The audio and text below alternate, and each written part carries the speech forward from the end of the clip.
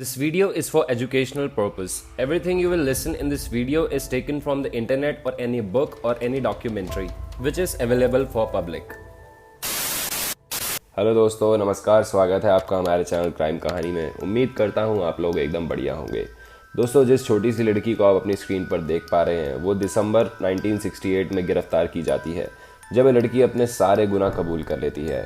Mary सिर्फ 10 साल की थी जब उसने अपने पहले कत्ल को अंजाम दिया था और अब यह दुनिया की सबसे कम उम्र की कातिल में से एक है।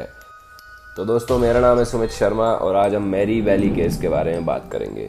एक ऐसी कुख्यात कातिल जिसे ना सिर्फ छोटे बच्चों की जान लेने में मज़ा आता था, साथ ही साथ उनके माँ बाप को दर्द से तड़पते हुए देखकर भी उसे खुशी मिलती थी।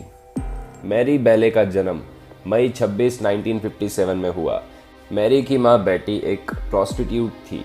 कहा जाता है मैरी को जन्म देने के तुरंत बाद बेटी ने डॉक्टरों से रिक्वेस्ट की थी कि इसे किसी और को सौंप दें क्योंकि वह इसे नहीं पाल सकती, लेकिन डॉक्टर्स उसकी इस रिक्वेस्ट को नकार देते हैं। जब मैरी छोटी थी तब उसकी माँ किसी ना किसी काम से मैरी को उसकी बड़ी बहन के साथ अकेला छोड़कर चली जाया करती थी।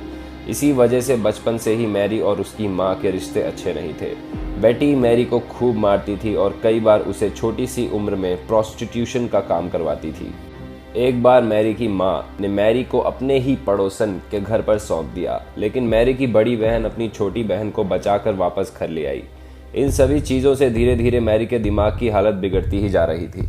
मैरी अब काफ़ी एक्सीडेंट प्रॉन भी हो गई थी। कई बार उसे खिड़की से नीचे गिरा पाया जाता था तो कई बार उसे नींद की दवाइयों का ओवरडोज करते हुए पाया गया। कहा जाता है कि यह सब उसकी माँ जानबूझकर करती थी ताकि उसे आस पड़ोस की अटेंशन मिलती रहे और वह मैरी के नाम से एक छोटी सी चैरिटी जमा कर सके। जहाँ इन सभी चीज़ों से मैरी के दिमाग पर असर पड़ता ही जा रहा था, तभी मैरी अपनी ज़िंदगी में पहली बार मौत को नज़दीक से देखती है जब उसके 5 साल के दोस्त को एक बस कुचल देती है। इस एक्सीडेंट ने मैरी के ऊपर काफ़ी असर किया। धीरे धीरे मैरी बहुत ज़्यादा चिड़चिड़ी और वायलेंट होने लगती है।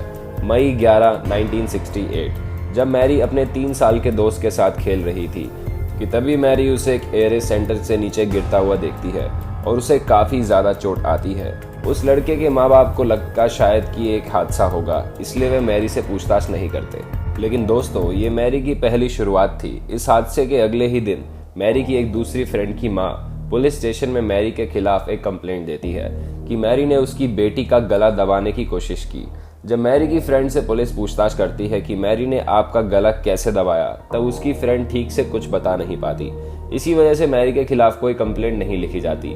हालांकि अगर पुलिस उस दिन उसकी कंप्लेंट ले लेते तो आगे मैरी के हाथों कत्ल होने वाली कई जानों को बचाया जा सकता था। मई 25, 1968 2 बच्चे एक पुरानी बिल्डिंग के सामने खेल रहे थे। तभी उन्हें बिल्डिंग में मार्टिन ब्राउन नाम के एक 4 साल के बच्चे की लाश मिलती है। पहली नजर में इस घटना को एक एक्सीडेंट माना गया। पुलिस की जांच में इस बच्चे की बॉडी पर ना तो किसी तरह की कोई इंजरी मिली और ना कोई निशान। हालांकि दोनों बच्चों ने पुलिस को बताया कि जब उन्हें मार्टिन ब्राउन की लाश मिली तब उन्हें उसके पास एक खाली एस्प्रिन की बोतल दिखी थी, जिस वजह से पुलिस को लगा कि मार्टिन की जान शायद एस्प्रिन के ओवरडोज से हुई होगी। पुलिस इन्वेस्टिगेशन में उस बिल्डिंग का चौकीदार बताता है कि मौत से कुछ घंटे पहले उसने मार्टिन को बिल्डिंग के बाहर खेलते हुए देखा था, लेकिन उसे नहीं पता था कि आखिर वह बिल्डिंग के अंदर कैसे आया।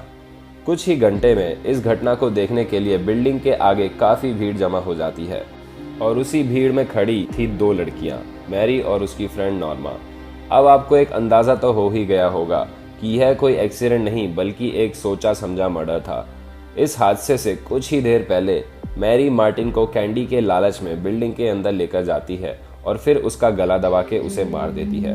अपने हाथों हुए इस क्राइम को दिखाने के लिए वह अपनी फ्रेंड नॉर्मा को भी बुला लेती है। इस घिनौनी हत्या को करने के कुछ ही देर बाद मैरी मार्टिन की आंटी के घर जाती है और उन्हें बताती है कि उसने मार्टिन की लाश को एक बिल्डिंग में देखा है।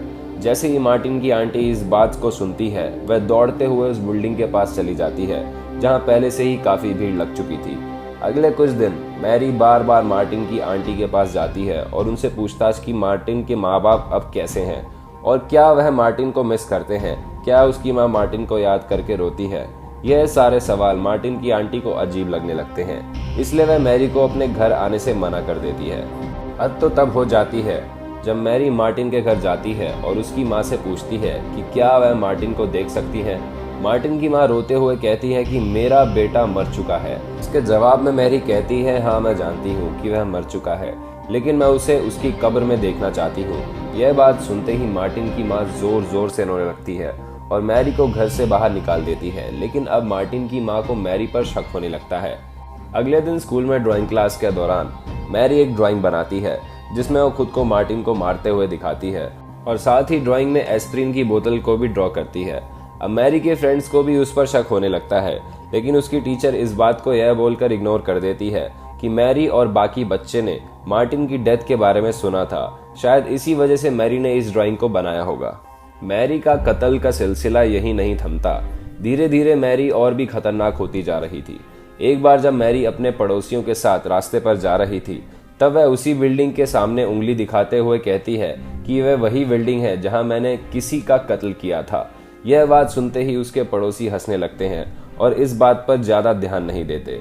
मई 26, 1968 मैरी के वो 11वें बर्थडे पर मैरी अपनी ही फ्रेंड नॉर्मा के छोटे भाई पर हमला कर देती है और उसे बहुत बुरी तरीके से घायल कर देती है। वो इतनी वायलेंट हो जाती है कि नॉर्मा के पापा को मैरी को घर से बाहर निकालना पड़ता है। धीरे धीरे मैरी का पागलपन इतना बढ़ता जा रहा था कि वह एक बार सभी फ्रेंड्स के सामने अपनी ही बेस्ट फ्रेंड नॉर्मा पर अटैक कर देती है।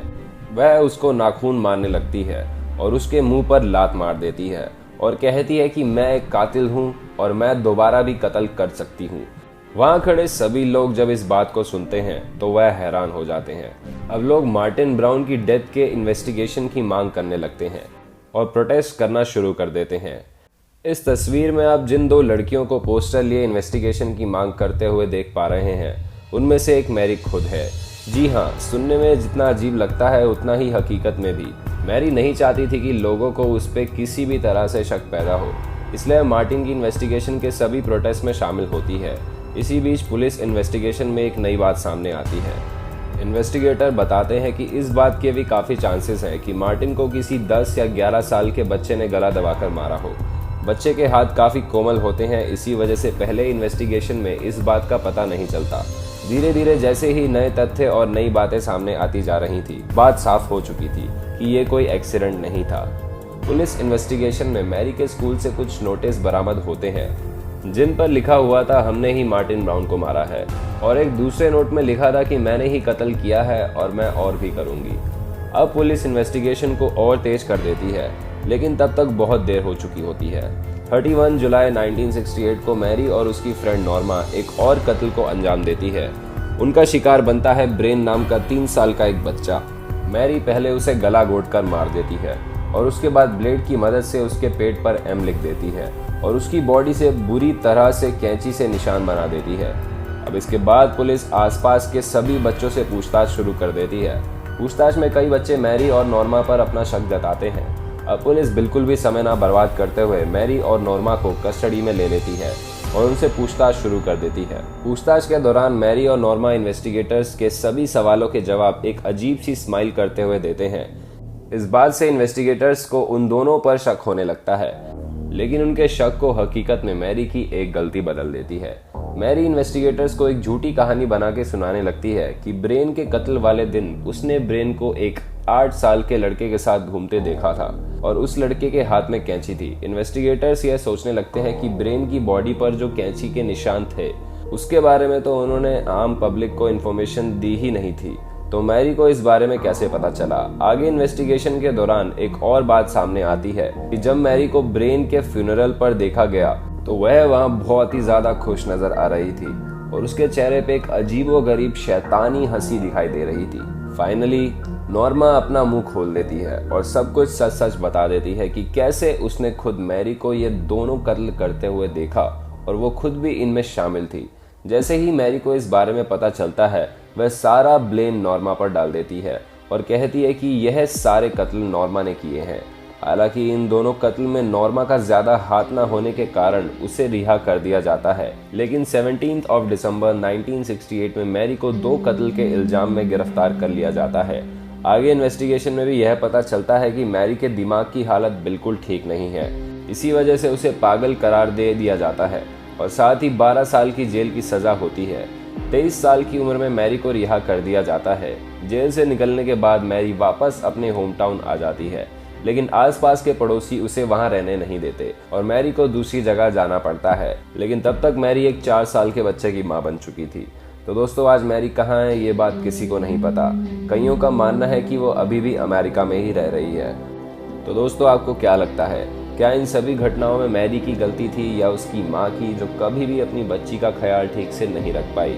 आप हमें अपनी राय कमेंट बॉक्स में ज़रूर बताएं और साथ ही साथ हमारे चैनल को सब्सक्राइब करना भी ना भूलें।